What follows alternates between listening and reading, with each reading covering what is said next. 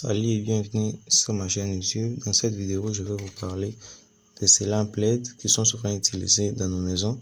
De nos jours, les LED sont beaucoup utilisés grâce aux avantages qu'ils nous donnent par rapport à d'autres ampoules ou lampes qu'on utilisait avant, les ampoules ou lampes incandescentes, car les LED consomment moins d'énergie, excepté la moindre consommation.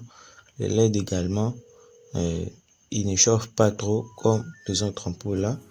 Par exemple, si vous voyez que pour notre cas, c'est 85 à 265 volts, 50 à 60 Hz, et la puissance elle est de 9 watts. Donc avec ces LED-ci, déjà avec une faible tension, même s'il y a une chute de tension à la maison, vous pouvez déjà utiliser ça et avoir une bonne lumière. Et de deux, même si la tension s'est élevée jusqu'à 265 volts, ça va toujours bien fonctionner. Vous voyez que la puissance ici même, elle est de 9 watts. Donc avec nos anciens lampes incandescentes là, vous pouvez voir que ça produisait, ça consommait, je peux dire, une puissance de 100 watts. Donc ça pourra aller à 11 fois cette LED. C'est que quand vous avez une seule ampoule incandescente de 100 watts, ça consomme presque la même puissance avec 11 LED pareils. Et l'avantage avec ces LED, c'est quoi? Avec une faible tension, ça s'allume jusqu'à des très grandes tensions. Ça s'allume toujours grâce à cette alimentation que vous voyez. C'est une alimentation à découpage qui prend une tension alternative et qui produit une tension continue. Mais j'aimerais vous expliquer ça sur les cahiers schématiquement. La LED se représente schématiquement comme suit.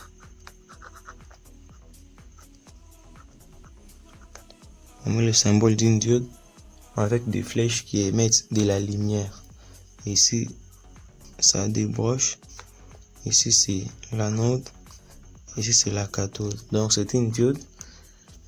Lorsqu'on la polarise en direct, elle émet de la lumière. Donc, quand le courant passe, elle émet la lumière. Et la couleur de la lumière qu'elle va donner, ça dépend des matériaux utilisés dans les dopages. C'est ça en électronique comme nous la connaissons. Et pour notre cas ici, on a maintenant plusieurs diodes qui sont associées en série parallèle.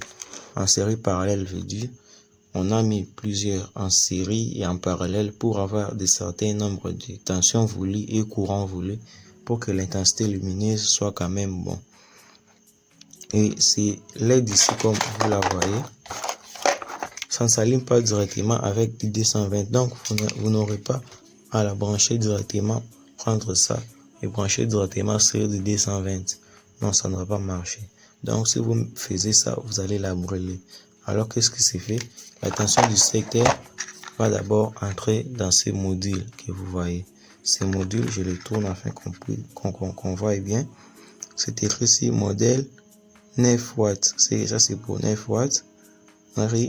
LED driver, ici il y a positif et négatif.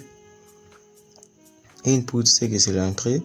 On donne AC, on précise bien AC qui est le courant alternatif 85 à 265 volts 50 à 60 Hz. L'une des premiers avantages, une lampe, une alimentation d'abord qui supporte déjà des 85 volts à 265 volts. Ça, c'est l'avantage.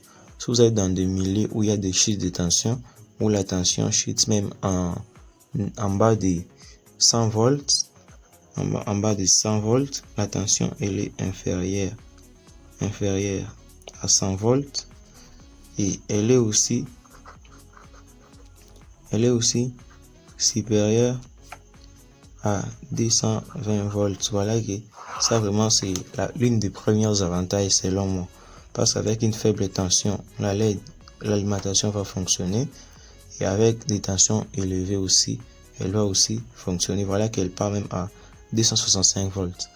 D'ailleurs, avec nos lampes incandescentes là, que nous savons tous les ampoules, ça souvent c'était 100 watts qu'on utilisait.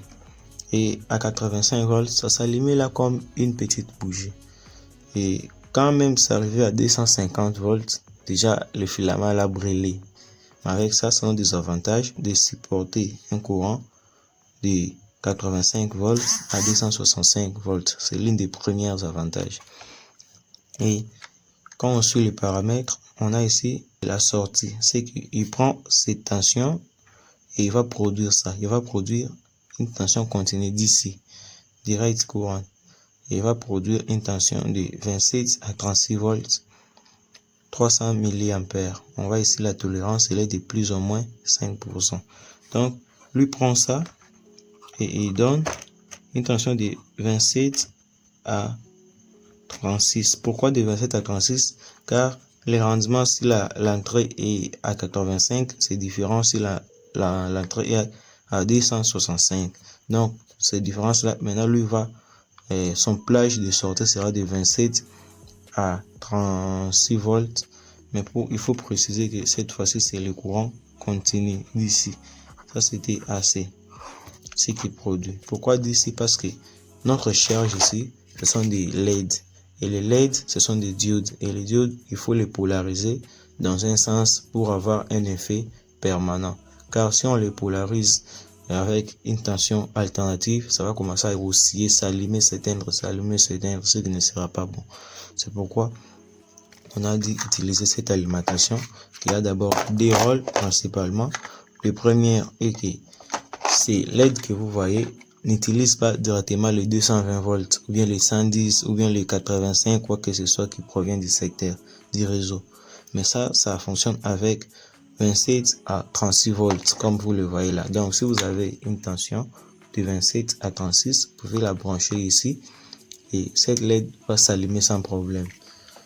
Et cette alimentation, elle sert de quoi? On peut l'appeler un adaptateur qui prend la tension du réseau et adapte ça à ce qu'elle soit compatible avec la charge. C'est qu'elle prend cette tension qui peut varier de 85 volts à 265 volts et va maintenant l'adapter afin qu'elle soit compatible à notre charge.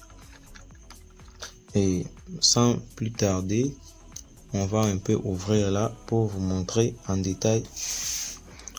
Et voilà, vraiment ça, on a dit c'est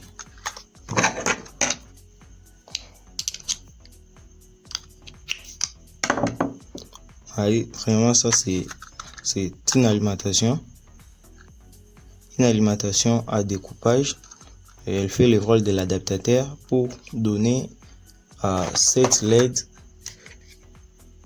lampe LED une tension. Je m'assure que vous voyez bien, c'est pourquoi des fois je regarde derrière le téléphone, une tension qui pourra la faire fonctionner correctement. Et on ouvre ici pour voir.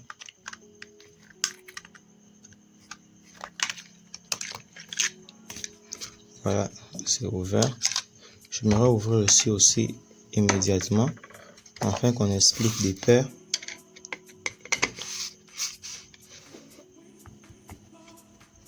Je le mets sur mon cahier là afin que vous puissiez bien voir.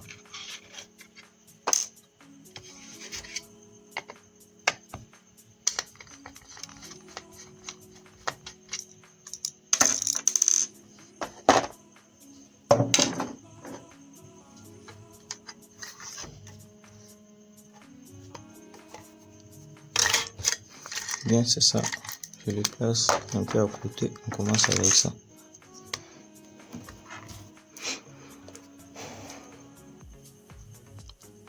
Ici, nous voyons la revue de la tension. Donc, la tension vient là, c'est la tension AC qui est de 85 à 265 volts. Elle vient ici, elle entre directement sur ses premiers composants. J'espère que vous le voyez bien. Ces composants, c'est les ponts de Great.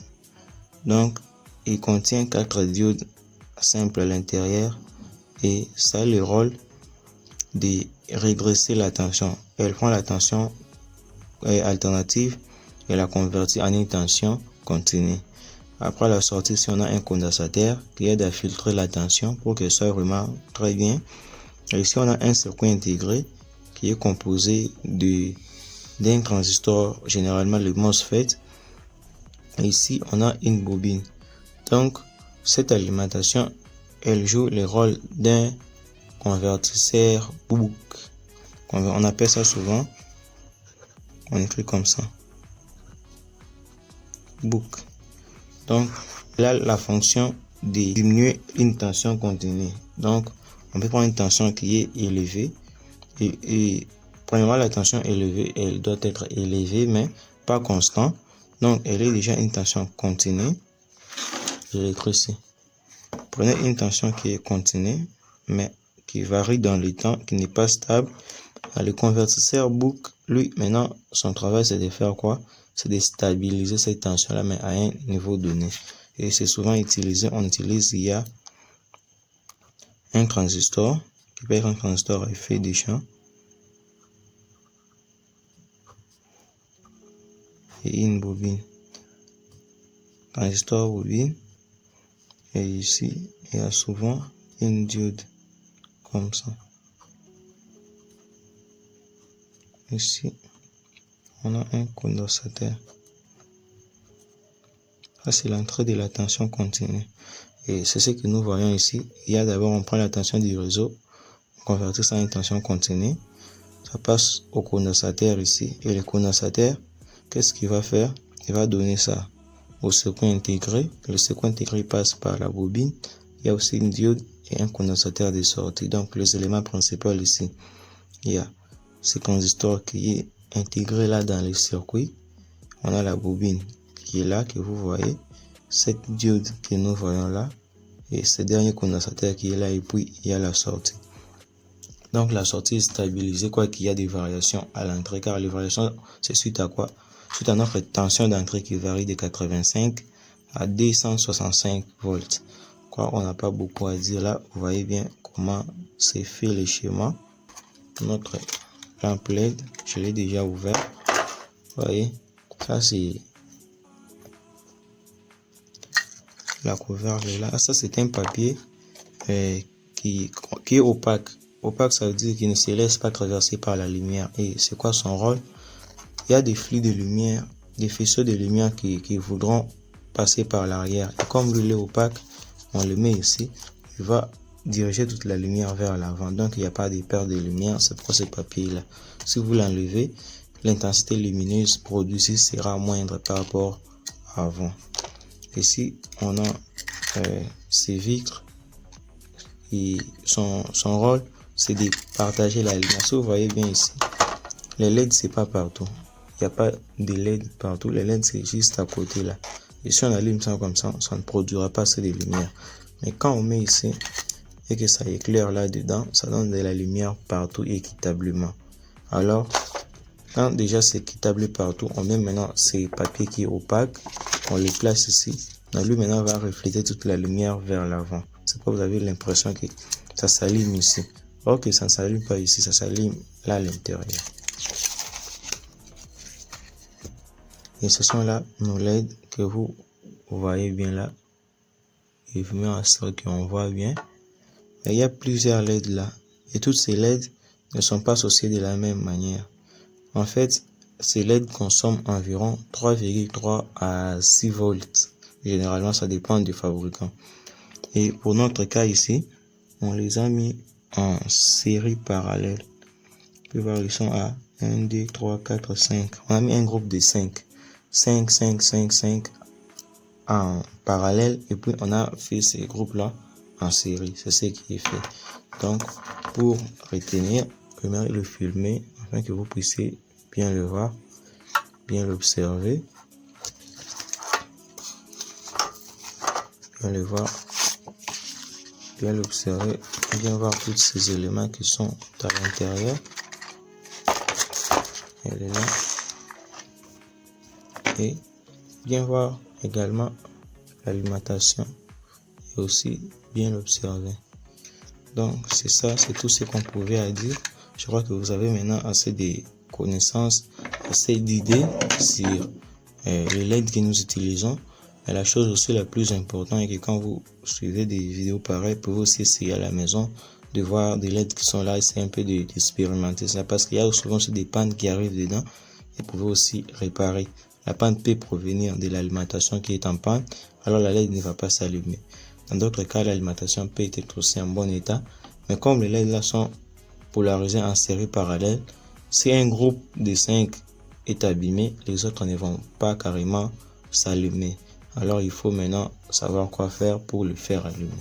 Merci d'avoir suivi cette vidéo jusqu'à la fin. Si c'est la première fois que vous puissiez tomber sur ma chaîne, je m'appelle Edonvic Ilunga et n'hésitez pas surtout à vous abonner sur ma chaîne et laisser un gros pouce bleu, partager aussi la vidéo. Merci.